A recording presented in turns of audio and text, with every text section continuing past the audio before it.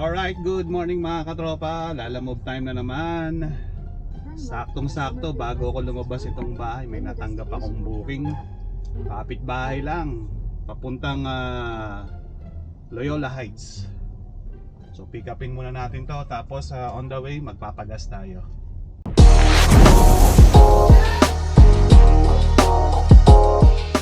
Alright mga katropa, ito na-pick up ko na yung mga item, mga sabon daw to, yung powder soap. Kaso ang problema, nung naikarga na nila, pagtingin ko dito sa record ko, kinancel naman. Siguro, ewan ko, aksidenteng napindot.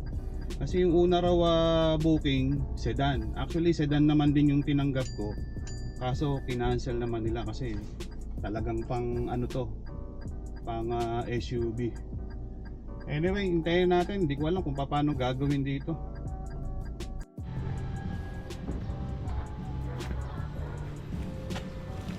So ito yung item dapat, kaso kinancel naman.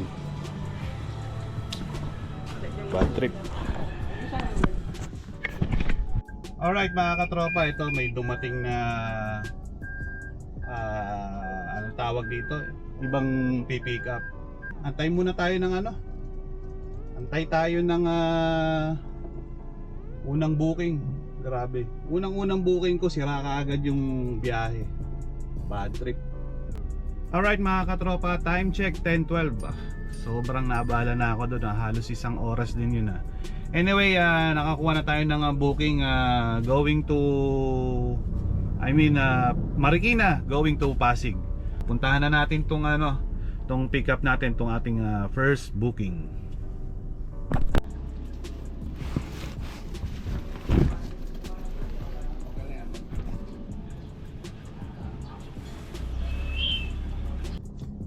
Alright mga katropa, ito na pick up na natin yung mga item, mga gulay. Parang malas yata ito ngayong araw na to. Yung binok nila 200 kg sedan lang. Talon talo talaga. Minsan talagang merong mga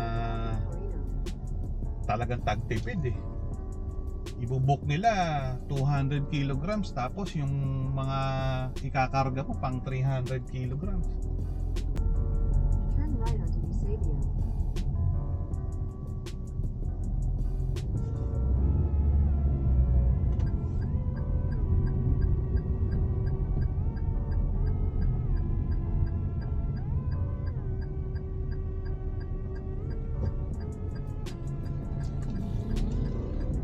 In 200 meters, turn right.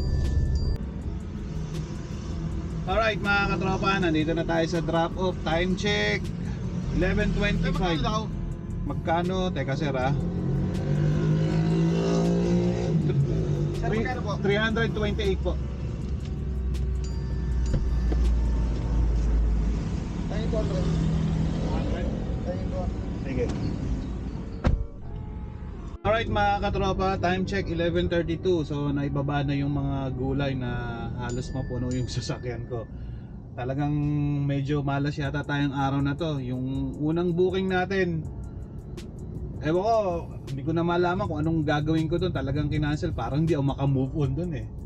Ang ano kasi, yung abala, sobrang abala yung ginawa. Tapos ito namang second booking natin, itong mga gulay, parang binook na naman siya sa sedan. Tapos ito, halos mapuno yung sasakyan ko. Parang hindi talaga siya po pwedeng ipagkasyahin sa sedan. So, ayun. Anyway, yan, 11:30 na naman, almost lunchtime na naman. Medyo malapit lang naman ako sa bahay. So, uwi na muna siguro ako. Hindi ko na naman alam kung tatamarin na naman ako. Baka tamarin na naman ako lumabas mamaya. The next day. Alright, good morning mga katropa. Welcome back dito sa ating channel. Today, another Lalamove biyahe tayo. So, ilang araw din tayo hindi nakabiyahe kasi nung last biyahe natin, puro pasaway yung mga ano natin, yung mga customer natin. Grabe. Kaya parang tinamad ako ng ng ilang araw na lumabas. Anyway, time check mga katropa, 8:30. So, waiting tayo ng first booking natin. And today is Thursday. So, sana medyo maganda-ganda ang biyahe natin. Kahit hindi tayo masyadong meet yung or ma-reach yung goal natin na 2,000 pesos, sana kahit papaano maka ano tayo, kahit maka 1,000 lang okay na sa akin yun, basta hindi masyadong pagod. Anyway, waiting tayo.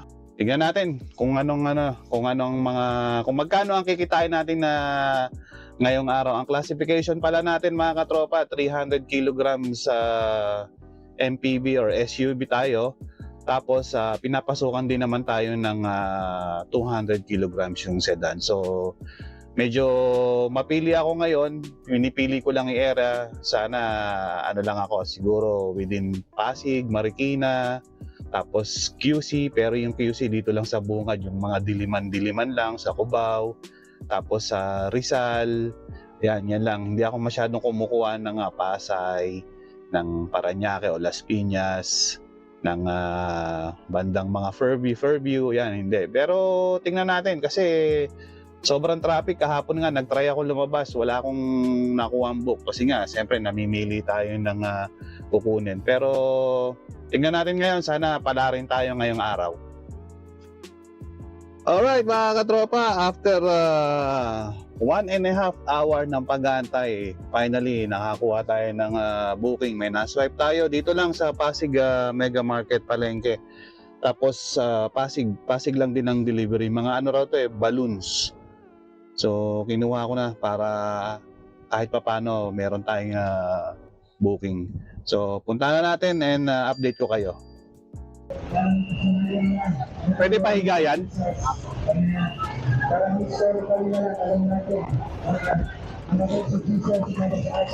Okay na ito nakahiga, no? Maangat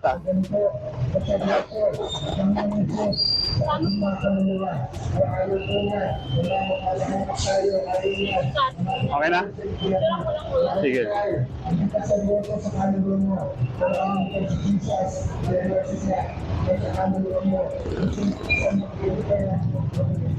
Okay na? Thank you.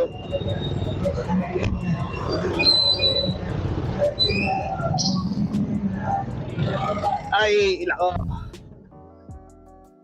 Mga lobo. Sana wag pumutok. O hindi, magbabayad tayo. Nandito na tayo.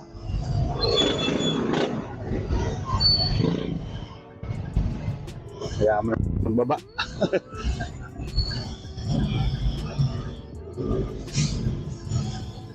Alright mga katropa, ito may na-swipe tayong pangalawang booking. Dito lang sa May Taytay, malapit lang to. 1 kilometer lang daw dito from dito sa kinatatayuan ko. Going to Maybunga, Pasig lang.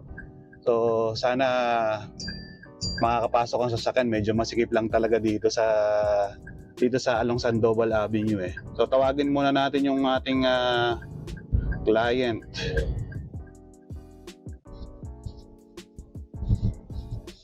Off-road na naman. Kawawa sa sakyan dito Wait lang daw, ginagawa yung resibo. So maniobra muna tayo para dire-diretso na tayo mamaya paglabas. Ay nako, talagang may na-encounter tayong mga ganitong daan, no?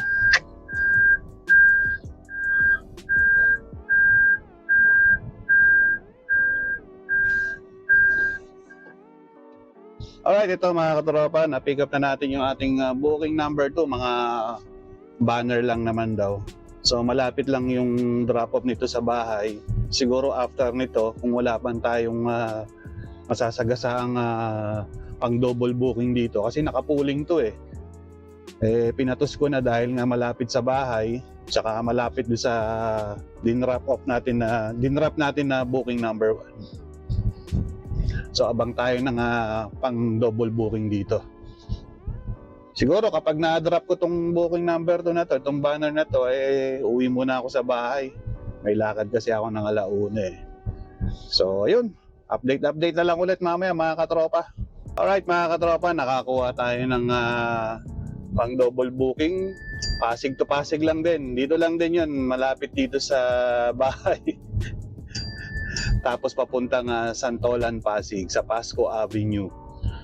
Greenwoods lang yung pick up, so madadaanan natin, sabay na natin to, sayang din to, pandagdag kita. Okay, update mga katropa, maraming salamat ulit.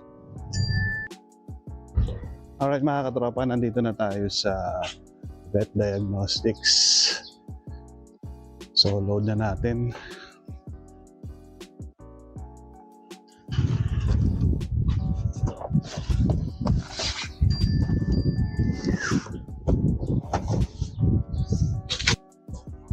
Sige, ako na pong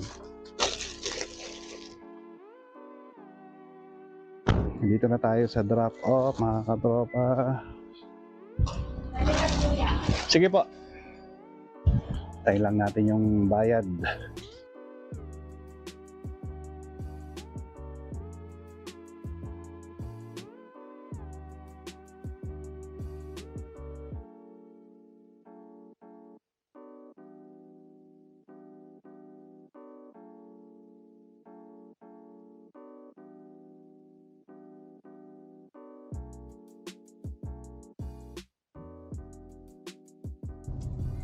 Alright mga katropa, time check 1:54.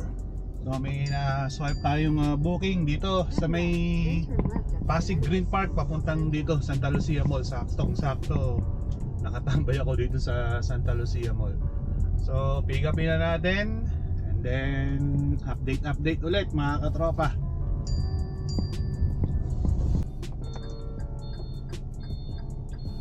Alright mga katropa, ayun, na-pick up ko na yung mga item, mga sabon pala, mga galon-galon na sabon. Ayun, sumabay kasi yung ating customer, hindi na ako tumanggi kasi dadagdagan na lang daw tayo. Anyway, ayun, antayin na lang natin, papasok daw doon sa gate, tapos i-unload natin. Ewan ko kung magkano idadagdag niya, pag malamang mga 50 lang to. Alright, antayin na lang tayo, standby. Alright, na-drop na natin mga katropa. Ayun, nagbigay ng tip si boss, 50 pang merienda, pambili ng banana Q. Anyway, tambay ulit tayo at antay tayo ng pangilan na bambuke, panlima. Sana makahagip tayo ulit ng malapit lang dito.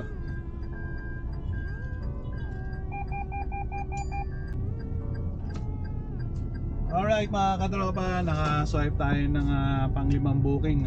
Marikina lang. Marikina to Marikina lang. In 100 meters, turn right. So tinawagan ko na si client, mga tissue paper lang daw, 50 reams na ng tissue paper. Okay, puntahan na natin. Malapit lang to.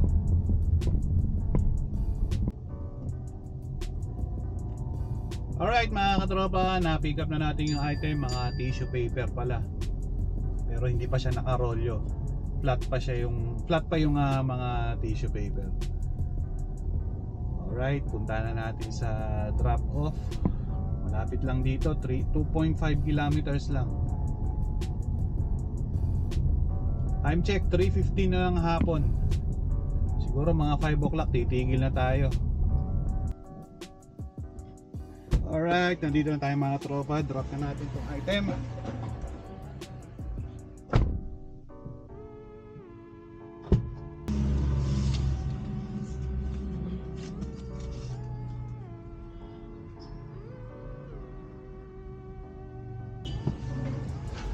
Alright, drop na natin mga katropa. So, antay pa tayo. Kuha pa tayo isang booking. Siguro last na to.